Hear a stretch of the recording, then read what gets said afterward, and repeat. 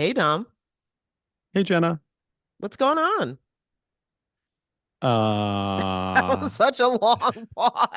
Like uh, everything and nothing all at once. I'm doing my best Beavis and Butthead. Is that Beavis Listen, and Butthead? we all have a moment where we need a Beavis and Butthead moment. Oh Yeah, boy. exactly. All right, well, listen, Exactly. we're gonna un-Beavis and Butthead ourselves and we're gonna start the show. Sounds good. Hi, I'm Jenna, And I'm Dom, and we're both award-winning journalists. who've recently been laid off. Our industry is experiencing a seismic shift, and it's shed a lot of really good journalists. So where does that leave us? Well, we're definitely laid off. And we're looking for new jobs, looking for what's left of the industry, and what to do next.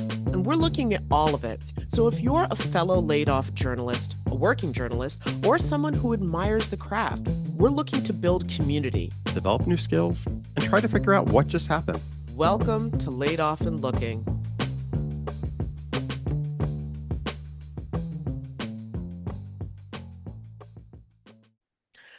All right, Tom, it has been another busy week in journalism. I mean, every week, I guess, is, but that's a really dumb thing to say now that I say it out loud. But I mean, in terms of, for people working or perhaps being told, we don't need your services anymore, or we can't afford them. So I'm going to start off our headlines this week with some more depressing news. Sorry, but it's real talk. I don't know how else to phrase this anymore. These headlines keep Oh, coming at us fast and furious. This one is from the Daily Beast, and their media reporter, Corbin Boilies, I think. I'm sorry, Corbin, if I mispronounced your name. Anyway, I was reporting that the Wall Street Journal has yet another round of layoffs. Staffers were hit by another round of layoffs, and multiple sources confirmed to the Daily Beast that it was looks like the video and social media desks that were most impacted. We're talking about at least 11 people, which you could say like, oh, it's just 11 people, but if you're one of those 11, that's a big deal. Um, and yeah, for producers on the visual desk, to social media editors, to video journalists, and a senior video journalist, a video producer, and one reporter. Um, and yeah, the paper also had previously, I think, I don't know if we discussed it or not, but they had also let go of 20 people back in February. And it's just been various rounds of layoffs that just keep coming. I guess I found this one interesting because so many organizations across being print or broadcast seem to be trying to focus on the fact that given people are consuming news in non-traditional forms, that social media, video, things like that are really important. But again, I don't work at the Wall Street Journal. I have no idea what's going on over there, but that's what got that particular round of layoffs, aside from the fact that more people lost their jobs. That's what caught my attention is which positions, according to the Daily Beast. so on my end, so this is from Los Angeles Magazine. Their headline is about a couple of different local outlets. The headline is LA Taco is the latest local journalism outlet fighting to survive. There's also trouble brewing at the Long Beach Post and Knock LA, both adding to the instability and struggle of the local media climate. The reporter who wrote this piece is Lena Licaro, and just reading a couple of blurbs here from it. Uh, so, in another brutal bloated local journalism, the food and culture centric website LA Taco announced the furlough of its small staff this week. Editor Javier Cabral made the announcement yesterday via Instagram, saying that we frankly ran out of money. The member support outlet is funded by paid subscribers. As of April 10th, it had 1,500 members and it needs 5,000 to pay its staff. If the site doesn't get 3,500 new members by April 26th, it's likely to shut down.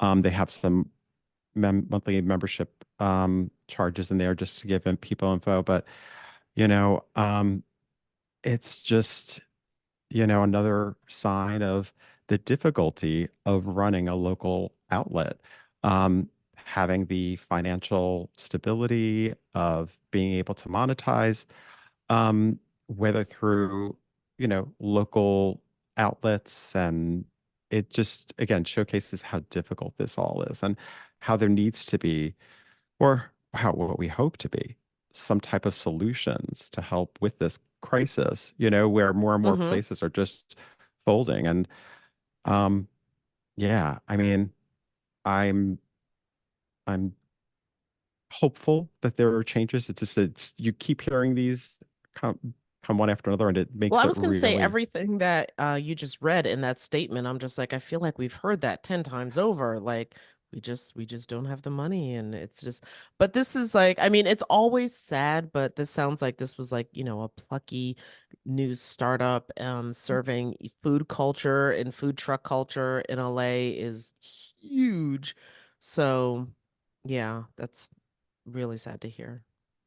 But it also, when we're talking about solutions, kind of leads into we have two interviews today, right, Jenna?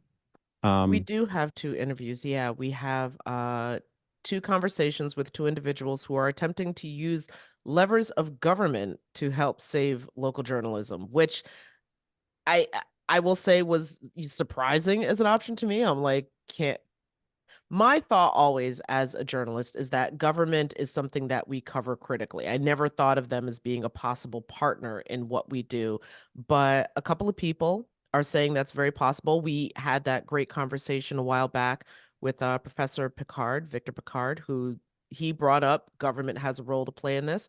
And so we have two interviews coming up with two more people who actually have legislation pending that we could see start to make changes very soon. a former journalist turned Illinois State Senator Steve Stadelman is on a mission to save local journalism in his state. In January, the Illinois Local Journalism Task Force, which the senator chaired, reported that the state has lost 232 newspapers since 2005, and it's lost 85% of its newspaper journalists. That's the highest percentage in the country. Senator Solomon introduced two bills hoping to reverse these trends. He joins us now to discuss the dire situation in Illinois and across the country. Welcome, Senator. Thanks for joining us. Thank you. Thank you for having me. Absolutely. So, Senator, I just wanted to start off, I guess, at the top and ask what might be a glib or a dumb, but the obvious question, why is saving local journalism so important, so critical? Well, those numbers you just mentioned are staggering, right? Yeah, yeah. 85% of newsroom employees, a third of the newspapers in Illinois alone have closed. And so that's important because if people don't have access to local news and information, that causes a number of problems. One, I think that just tears the fabric of a community. It's not a central gathering spot, resource for news information. That sense of community is really harmed. It hurts the local business community who rely on local media outlets to advertise their product. So I would argue that it hurts a community's economy as well. But I think also, as we're finding, is with the decline in local journalism, that has helped lead to a polarization of our political scene as well. When people don't have access to local news, where they turn? They turn to social media. And as we know, that's not the most accurate source of information. In fact, it's an agenda for misinformation and disinformation. So I think social media and those who want to use it for the wrong reasons kind of fill that vacuum, that void of local journalism, and people search elsewhere. And I think that has led to less of a civil discourse in our political conversation and our politics in general, and that hurts democracy, right? So fundamental, if people don't have access to accurate information, what's going on in their community or their state, that is just, it causes so many problems on so many different fronts.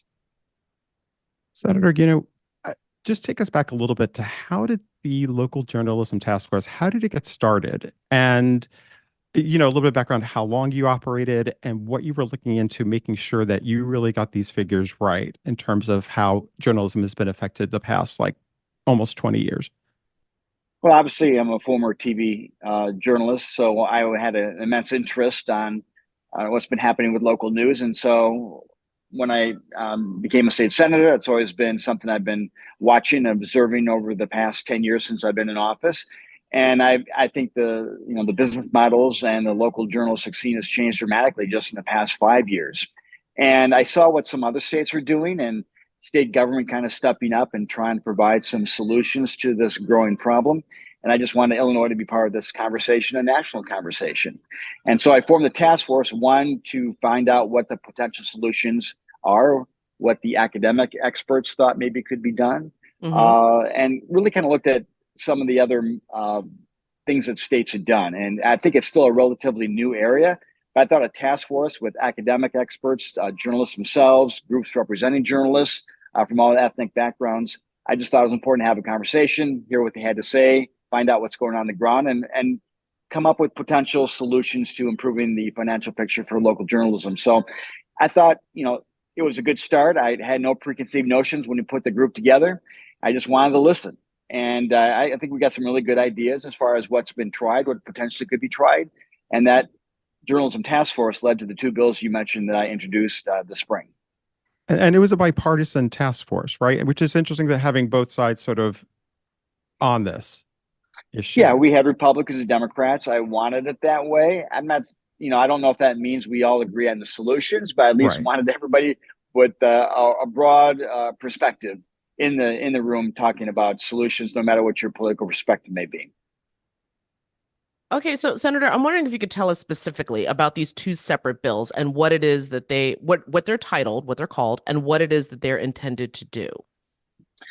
The first one is the Preservation Act, and it really, I think, looks at the potential solution of big tech companies and what they can do to help the local journalism situation. As you know, a big problem for local media, a lot of their local ad revenue, their ad dollars have gone to big tech giants. And probably 75, 80% of that ad revenue has gone to these social media companies. And so you have big tech companies, and I'm probably mainly focused on Google and Meta, that provide local content from local publishers, local newsrooms, put it on their platform, profit from those, those links and people watching the videos or reading articles online, and there's no compensation.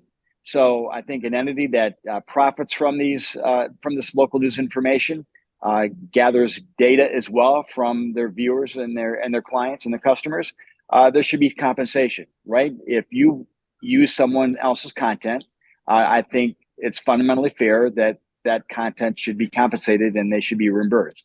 So again, it's not a panacea, it's not going to solve all the problems, but I think it's a way for big tech companies to be part of the solution rather than part of the problem. Of course, it's hard. They're fighting the legislation.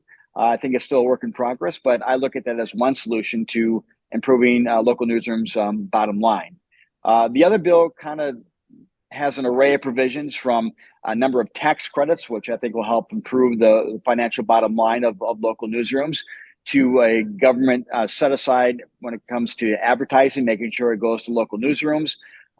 We look at the replanting issue, making sure that if a company or a local organization is going to be sold, we want to make sure that if an out-of-state company, and I'm talking about hedge funds, which have unfortunately all too often come in and purchase a local newsroom, local publisher, and stripped it down, shut it down in the newsrooms, and really have hurt local journalism, that there should be some type of notification, 120 notification, that if an out-of-state company comes in and is going to buy a local publisher or newsroom, they've got to give advance warning and give an opportunity for local entities, whether it's a local nonprofit, another local publisher, another local newsroom, have an opportunity to make an offer, at least be aware of the sale.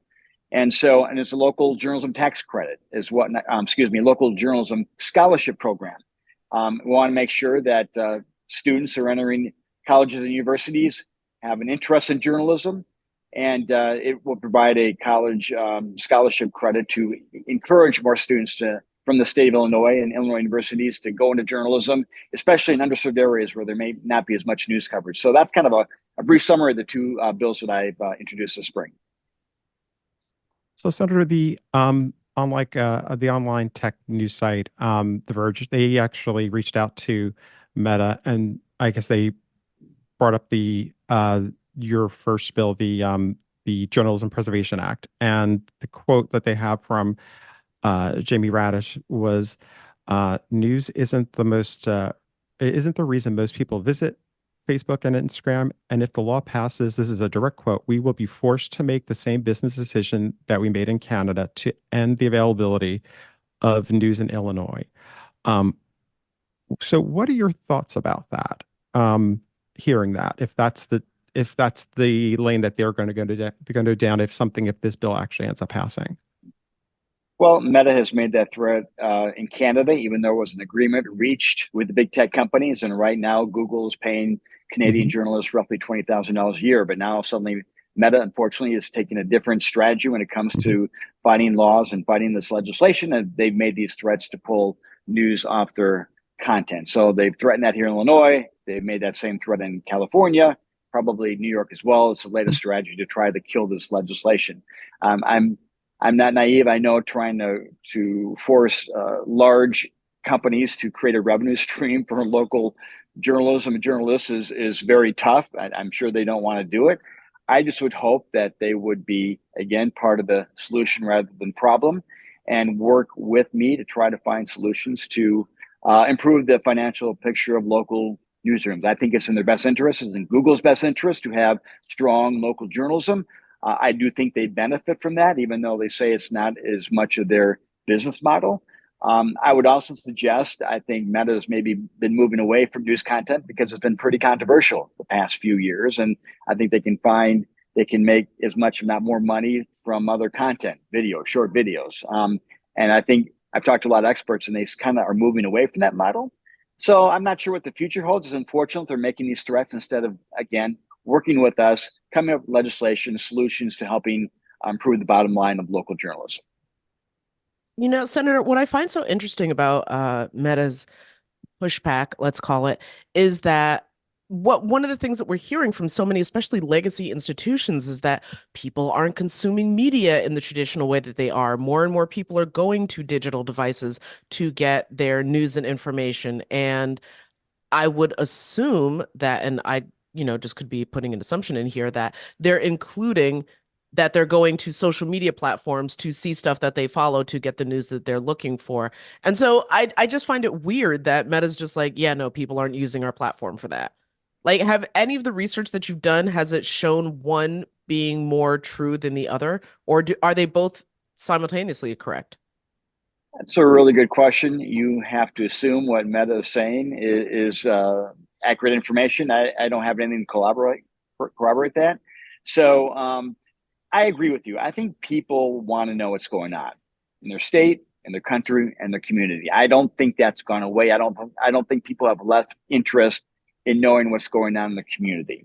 So I think to your point, the business model is changing. The devices they're using is changing. I have three college students, and you know, obviously, you probably know what a newspaper is, but they have TikTok feeds, they have Instagram, and other news feeds on their devices. So they consume and look at news in a much different way than I did. I'm obviously a bit older.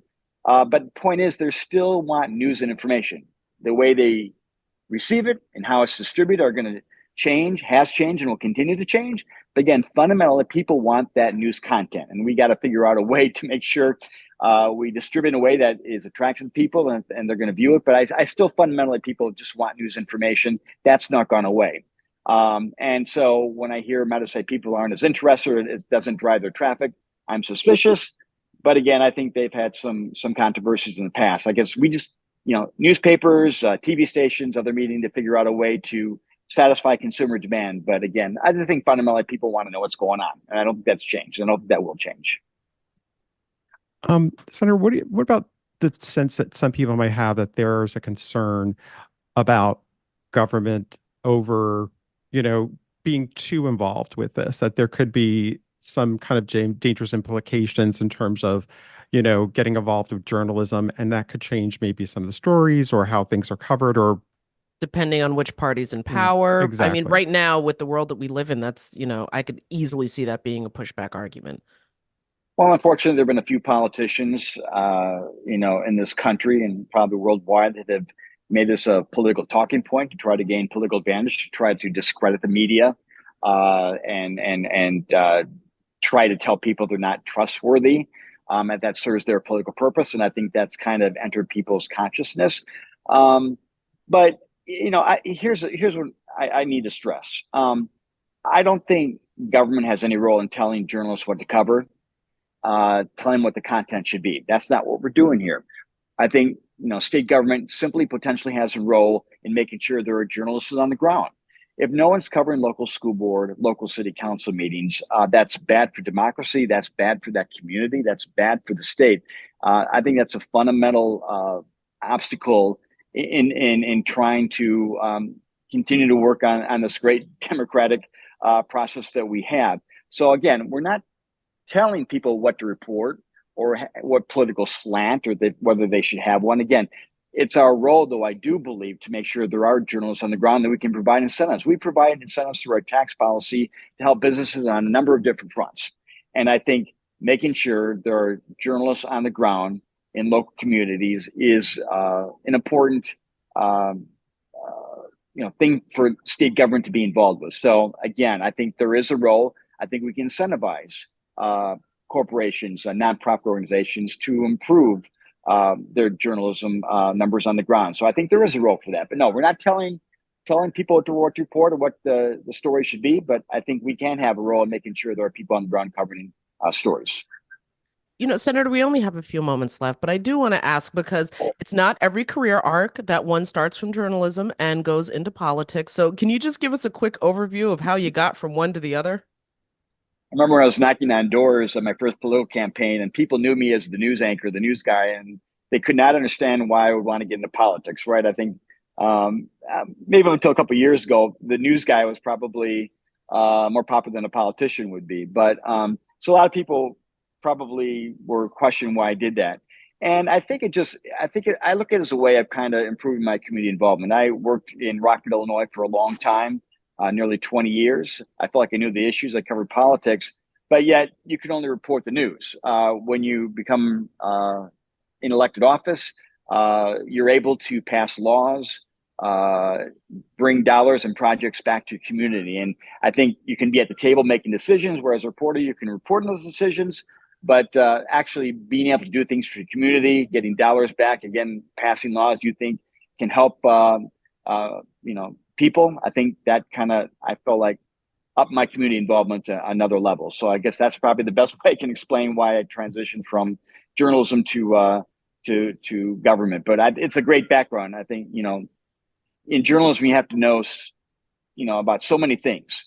And I think as a state lawmaker, that's kind of the same way. It's like drinking out of a fire hose. You have a lot of information coming your way. You try to understand as much as you can and try to make good decisions and pass good legislation. And the same way as when you're a reporter, right? You have all this information coming at you. You've got to report an accurate story and let people know what's going on. So I think in a way, the two careers are intertwined and have helped me in both situations. We always say that there are so many skills that journalists have that can translate to different careers. It's like there's so many that being being people, somebody who's interested in the people, and also just knowing how to deal with all the stress and everything, it can really translate to so many different careers. But the last question we like to ask every guest is, so how did you become involved? Like, how did you become involved in journalism? Where was your, why were you so passionate about it? Well, I'm from Illinois, and so when I was growing up, I was a huge Chicago Cubs fan. So I want to be a play-by-play announcer. I just, they're on WGN, and so I just wanted to be on the air, talking about the Chicago Cubs. So that was my initial interest. But obviously, when I got older in high school and I got to college, all of a sudden, news became more interesting, politics became interesting to me, and so I decided to major. I wanted to keep my media interest, but yet kind of gravitate to more of a journalism type of interest. And so I majored in journalism and political science minor as well. And so I think I had this initial interest in media. I was fascinated by radio and newspapers and TV growing up. And I think that's something I want to be involved in. But then when I got older and had to make a decision on a major, I decided on journalism. Unfortunately, it's a competitive field, as you know. I was able to get a job at a small radio station, $9,000 a year, getting up at 3 o'clock in the morning, going on the police beat. And then I just continued to get more interested in reporting and journalism. I just think it provides an important function and an important watchdog role with our government institutions. And so, again, that's why I think these bills are so important. It protects that watchdog role because things could go wrong. We don't have a spotlight on government. Well, Senator, listen, we're in New York State and we're, of course, waiting for our budget to get finalized. So things are on hold, I guess. But for you, can you let us know where the bills stand in Illinois? So they've been assigned to a committee. We had a what we call a subject matter hearing, no voters taken on the Preservation Act that would try to make sure big tech companies have a part in our solution. So we hear the pros and cons of that legislation. I also, the other bill is the Sustainability Act that passed out of committee last week. There may be additional tweaks. So one is passed out of committee, one is still being heard by committee. We have about another 2 months here in the state legislature in Illinois. So there's still time to get both bills passed. But obviously, they're kind of moving at different paces. There'll be, like any bill, there's a lot of tweaks and additions and changes through the legislative process. I'm sure that will happen here. But everything's still in play and a lot of work ahead, uh, especially with the legislation involving big tech companies. But again, I just think Illinois needs to be part of that conversation nationally as far as how can we help local journalists. All right. Well, listen, first we would ask that you definitely follow back with us and let us know what officially happens, what gets codified into law. But in the meantime, Illinois State Senator Steve Stadelman, thank you so much for joining us. I am really fascinated to find out what happens with this legislation, especially the social media one. That interests a lot of people. So no, I appreciate your interest, and let's keep the conversation going. And people need to be aware of what's going on in the community. Thanks. Absolutely. Thank you so much. Thank you, Senator. Have a great day. Joining us now is Zachary Richner. Zachary is the founding member of the Empire State Local News Coalition. And Zach, you're also the director of Richner Communications, right? Yes. Well, first, thanks for having me. Really enjoy your work. Richner Communications is a family business that has 30 weekly newspapers, mostly on Long Island. A business that my grandparents started, and that I'm really proud of the local journalism that we provide to our communities. Well, I guess take us into this Local Journalism Sustainability Act. Like, first of all, how did that even come about? Where did that come from?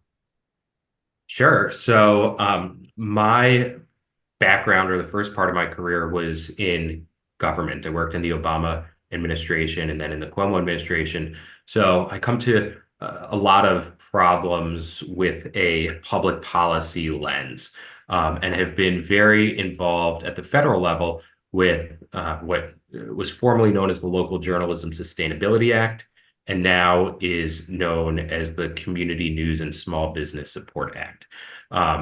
Can talk more about what that looks like at the federal level, but basically, when we saw the gridlock in DC, I thought that there was an immediate opportunity to pass similar legislation in New York State. So we put together a coalition of over 150 newspapers, came together pretty quickly. People contributed funds to the extent that they were able to. And we hired a fantastic public affairs, government relations team to really move this bill that had been introduced back in 2021, but not made much progress to where it is today as we speak, which is on the precipice of being in the budget, the final state budget, which, fingers crossed, by the time this airs, it will have passed. But that's really the nexus of or the genesis of this. So, what specifically is the goal that this bill is setting out to do? Like, I mean, so the notion of there's need for support for local journalism, Right. we definitely feel it. I think a lot of other communities that are lacking robust local journalism are feeling it. But what is this setting out to do? So, quite simply, it's to make sure that communities have real local news organizations in their towns, villages, counties. And the way that this bill does that is it provides tax credits to local news organizations based on their journalists' payrolls. so it's all about making sure that we link this with jobs so that you don't have these news deserts, you don't have these ghost papers. It really does incentivize hiring among local news organizations because, of course, at the end of the day, the local news organization is only as good as their boots on the ground journalists. Definitely facts. So when it comes to how it's going to affect or be based on reporters' jobs, can you basically unpack that a little bit more? Because one of the Sure. things that we've been discovering as we've been talking to people about local journalism is that part of the problem with local journalism is that sometimes these salaries can be so low that it becomes like, a part-time job or almost, a hobby that somebody's doing. So when you're talking about making sure that salaries that are worthy of a tax cut, how does Right. that work? Yeah. So just the simple math is that um, each news outlet is eligible for up to $200,000 in tax credits. And the way that that is calculated is the tax credit gets applied to the first, or 50% tax credit gets applied to the first $50,000 of a journalist's salary.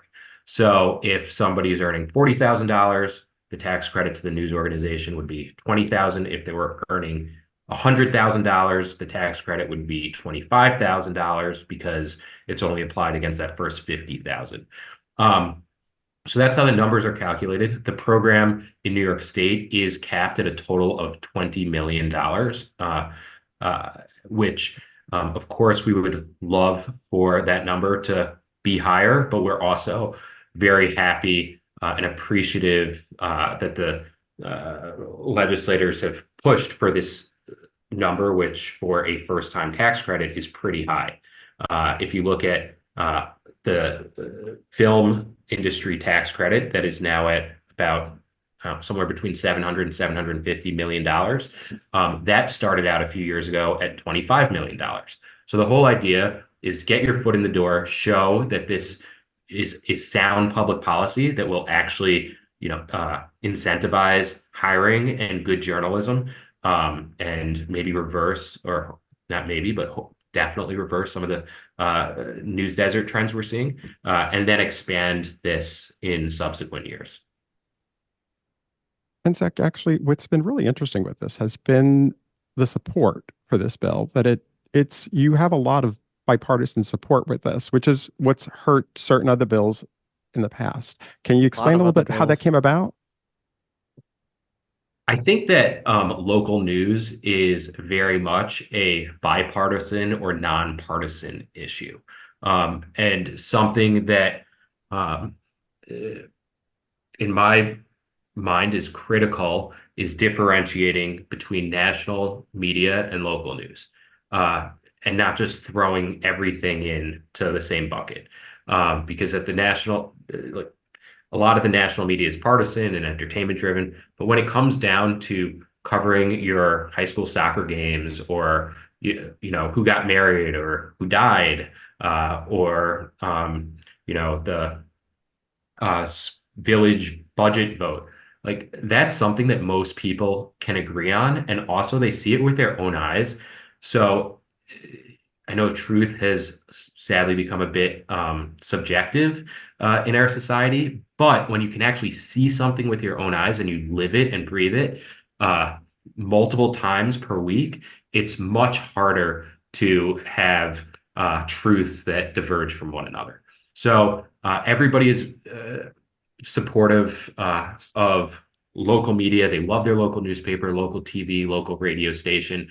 And we're very fortunate that here in New York, we see tremendous bipartisan support. And even at the federal level, on the Community News and Small Business Support Act, right now we have I think at last count, like 40 sponsors, and those are in the House, and those are completely split 50-50 between Democrats and Republicans, which I think is pretty cool. Like, there's not Mhm. many issues right now in our country that the vast majority of people agree on. I am wondering though if there's such support at the federal level because this is a nationally needed some sort of solution, something to address it at the national level. What happened in Washington? I guess that feels like a dumb question at this point. What happened in Washington? But um, yeah, why is this only happening in New York State right now? So I think that there is definitely appetite across other states to do this, and we've heard rumblings about people looking to introduce similar bills. There have been in some other states similar bills that have been introduced, but not necessarily had gotten the same level of traction that we've gotten here in New York. Um, I believe that New York will be the first domino to fall. And if we are able to pass this in New York, you will see other states follow suit. Um, at which point, hopefully, the federal government takes action. But as we all know, there's tremendous gridlock right now on all issues. So even though there is a lot of support for this, I mean, you just don't see anything getting done. Um, it was in the Build Back Better plan a few years ago. So if that had passed, we would have had the tax credit, the payroll tax credit as part of uh, the federal law. I will point out that the federal legislation has one additional piece that we think is very good policy, and our coalition here in New York will look to introduce something similar here in New York State, which is providing a tax credit to small businesses for advertising with their local media. So this is all your local news outlet is just one part, a very important part, but one part of the fabric of a community, with another big part being Main Street. So anything we can be doing to find synergies between supporting Main Street businesses and also supporting local journalism is a huge win for everyone. And we are going to look to introduce similar legislation to that here in New York State. And I also think, there was another interesting thing was the watching all the local papers group together. That's been an amazing thing to sort of see because, in some ways we could all see each other as competitors. We're all trying to get that piece of the pie, but yet here you have, I know, El Diario actually had done something recently that you guys are really proud of in terms of having front page up at the, explain a little bit about how that was sort of able to happen. And why do you think, everybody saw this was the time to sort of kind of come together at this moment and say, listen, we've got to change something. It's because it's an existential crisis right now that you can't really worry about competition, especially when a rising tide will lift all boats. So it certainly has been it hasn't been easy to get everybody to coordinate, mostly because people just don't have the bandwidth to do anything more than they are already doing of, you know, covering a story, selling ads, paginating the newspaper. Like a lot of times that's one or two people. Um, so uh, it has we have a great team with the coalition that is actively managing the campaign. It is a full-time job for them, and it is a lot of persistence. And the publishers in the state are more than happy to help. So anytime they're not responsive, it is certainly not because of a lack of support. It's just a lack of time, which we understand because those deadlines, those news deadlines aren't changing. Um, so it's been a really, really great thing to see this uh, industry at the state level come together. And I think a lot of that has to do with also the relationships that I have and that my family has, having grown up in this industry, and people realizing that what we are pushing for is the objectives are pure, and that Hmm. making sure we have uh, good local news outlets. Dom, did you have a Sure. question? No, no. Oh, okay. All right. Well, I guess my last point was, or my last question that I just wanted to ask was, uh, there's been attempts to do something very similar like this in other states, and I'm just wondering if there was any inspiration that was taken, lessons learned of like wins and losses, or do you feel as though this is completely unique and on its own? Well, I don't think anything is ever done in a vacuum in life or in public policy. So it has certainly built upon the work of other states, the work of great organizations that exist both at the state level, like the New York Press Association and the New York Newspaper Publishers Association, and at the national level, you have America's Newspapers and the News Media Alliance and the Rebuild Local News Coalition. So there's a lot of people doing this type of work. I think the difference with what we're doing is right now it is our full-time job getting this legislation passed and talking to all these elected officials and publishers. It's it's difficult. And a lot of Yeah. other, organizations have they have members to deal with in conferences and other legislation they're working on. So I think we have the privilege of being singularly focused on this, which is really helpful. All right. Well, Zach, thank you for taking time to explain what's hopefully going to come out of Albany. Um, Sure. And yeah, I would be remiss if I didn't put a plug in for our website, which sure. is savenylocalnews.com. You can go there to stay up to date on everything that's happening with the Local Journalism Sustainability Act, and then also our legislative priorities moving forward, which we'll be announcing shortly. So yeah, this has been such a wonderful discussion, and I want to thank both of you for all that you're doing to highlight the work of local journalism organizations and the people in that fight. So thank you so much. Absolutely. All right. Well, Thank you, again, Zach. Zach, I'm gonna butcher it again. Say your last name for me one more time. Richner, Richner. There we go. Zachary Richner, founding member of the Empire State Local News Coalition. Thank you so much for joining us. thank you. All right, cool.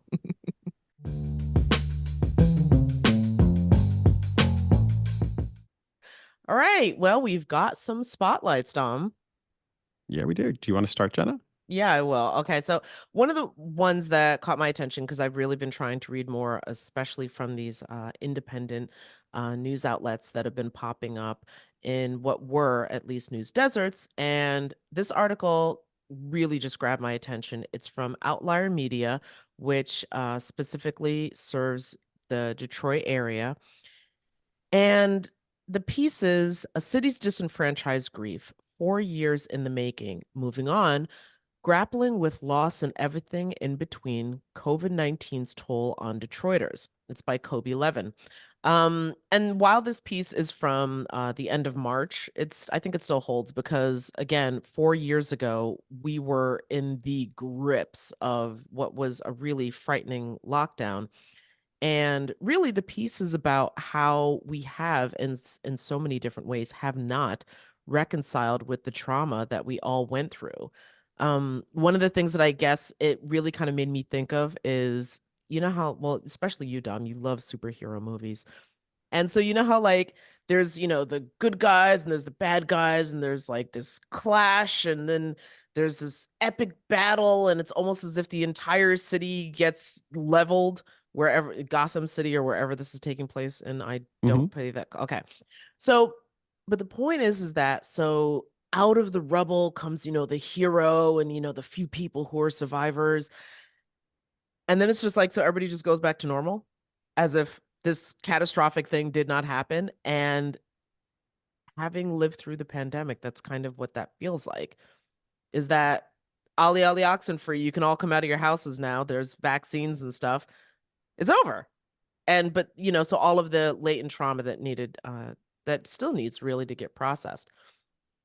Anyway, so what this article gets into is the fact that, at least in Detroit, and I would say in probably a lot of places, that there isn't really any kind of permanent memorial. And again, Detroit would have been a city that would have been really hard hit by the pandemic in terms of, the people who initially died, especially in those first few months when that COVID-19 was just spreading rapidly.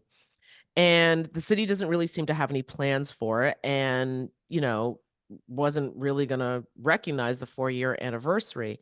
And in some of the interviews that I thought was interesting, um one of the sentiments was that one of the doctors that was interviewed in this article said that he didn't necessarily think that people necessarily wanted to remember, um because of how badly everything was handled, how many people passed away that didn't necessarily need to pass away, and that sometimes it's easier just to not pay attention to it. And so, in the not paying attention to it, comes this concept of disenfranchised grief, which is really, really what got my attention because I had never considered this before. Disenfranchised grief, according to the article, is grief that is denied or unrecognized publicly.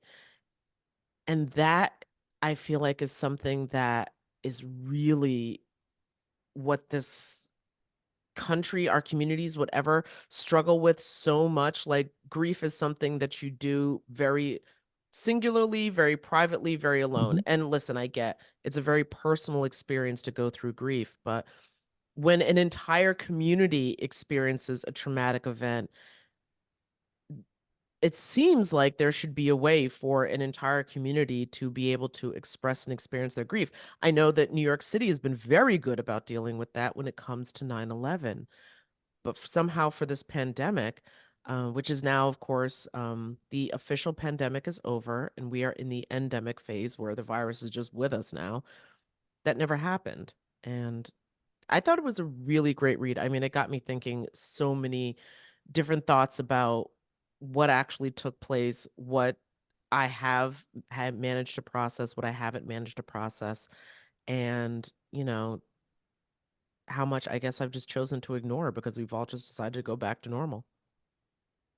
Yeah, I think a lot of us don't, it's complicated because there are part of us that want to go back to living, to life being, in some of our minds is like, I want to go back to what life was like before the pandemic. How often have we heard that? I just want life to go back to normal, but Yeah. without realizing that life has changed forever. And that doesn't necessarily, I think there are some people who are very closed off to hearing that because they feel like that just means people want to complain and, oh, just get over it. And you know, there is a traumatic feeling to what, there is a level of this grief and also, not to overuse a term like PTSD, but like, I remember during the early days of the pandemic of hearing fire, hearing ambulances, sirens going on all the time, and then the evening being so quiet and just seeing what was on the news in our own community, um, of the the deaths that were happening, especially during those early days, Mm-hmm. that I think, of course we want to get over it and we want to be able to move on, but you know, I don't think anybody I don't think many of us have just really dealt with it. Just moving on and working, that's a day-to-day life thing, but Well, the it's all working stuff. thing I feel like is so forefront because getting back to normal is very much about getting back to work.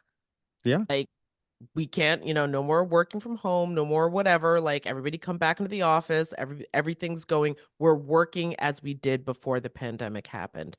And that doesn't really leave a whole lot of room to reconcile with how the pandemic changed most of us, our Hmm. priorities, our values, etc. So true. Yeah. Well, anyway, what's your piece? So my pick actually is from the Long Beach Post, which is actually mentioned in the headline that we discussed earlier. So this outlet, when I was looking at it, I noticed they have a series. It's Mm-hmm. called Locked Out. homelessness in Long Beach. It's an ongoing project that they're doing. They started last year. The series explores a critical issue through in-depth reporting, interactive graphs, videos, photos, and most importantly, through the experiences of people in our city. So some of the articles they have that they've covered over the past year, I notice over here they have one where it's aging and unhoused. Long Mm-hmm. Beach sees spike in older adults without stable housing. Also, there's one city officials are moving to strengthen conduct rules to help protect the safety of librarians while keeping the doors open to everyone. They also have an article, a profile of a mom who sought mental health conservatorship for her son who has schizophrenia for 2 years. Um, to me, when I was looking, they try to cover from so many different angles, and I think Mm-hmm. um, because you know, it there are many different angles to the story. There are many different stories too, and how when we were talking about people who are unhoused, and dealing with the issue of homelessness, um, I just think I give them a lot of credit because I know this type of investigation isn't cheap. Uh, it's also not always this, it's one of those things where people will say that's the on the top of our list of what we want our local journalism or local communities to address. Yet sometimes when it's out there, it isn't discovered, it's not heard of because it doesn't get, pushed out there. And Mm-hmm. I, this is what I feel local journalism is all about, telling the stories that are trying to find solutions and talking to people within our communities that just doesn't get heard enough and maybe isn't, people can see this and feel like I get it. We all love being able to have certain stories that are positive and what we deal being good news, but there is positivity in talking about how do we solve these really complicated issues. So I definitely recommend people checking that series out, and sort of us becoming a little bit more aware in our own surroundings of how we deal with these critical issues because they are only seeming to be becoming just more in focus. So, Mm-hmm. No, I think that's great. There's unfortunately so many different paths that can lead a person to becoming unhoused. And whether it's comfortable or not, I get it why it's not. These are still members of our communities. These mhm. people are still members of our communities. So I think that's a great series. All right. Well, I guess we're going to leave it there then. Yeah, All another right. great Well, show. until next week. Bye, Jenna. Bye, Dom. Laid Off and Looking is an independent podcast conceived of and created by Jenna Flanagan and Dominic Camia. Music provided by Jay Cowett, research by Lori Ruthenbucker. Reach out to us anytime at laidofandlookingpod@gmail.com. New episodes drop every Friday at noon.